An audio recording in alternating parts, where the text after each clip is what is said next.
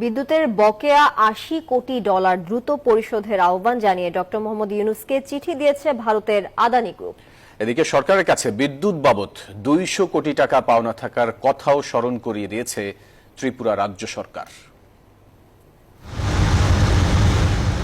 ভারত থেকে বাংলাদেশে আমদানিকৃত বিদ্যুতের মধ্যে সবচেয়ে ব্যয়বহুল আদানি গ্রুপের বিদ্যুৎ। অন্য ভারতীয় কোম্পানিগুলোর গড় দামের তুলনায় আদানির বিদ্যুতের দাম ৮০.৫৭% বেশি, যা চুক্তি করে হাসিনা সরকার।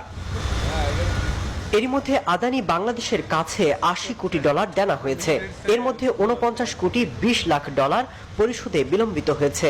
আর পাওনা অর্থ চেয়ে মোহাম্মদ ইউনূসের কাছে চিঠি লিখেছে ভারতের আদানি গ্রুপের চেয়ারম্যান গৌতম আদানি। দ্রুত ৮০ কোটি ডলারের বকেয়া পরিশোধের জন্য চিঠিতে সরকার প্রধানের হস্তক্ষেপ চেয়েছেন ভারতীয় এই ব্যবসায়ী।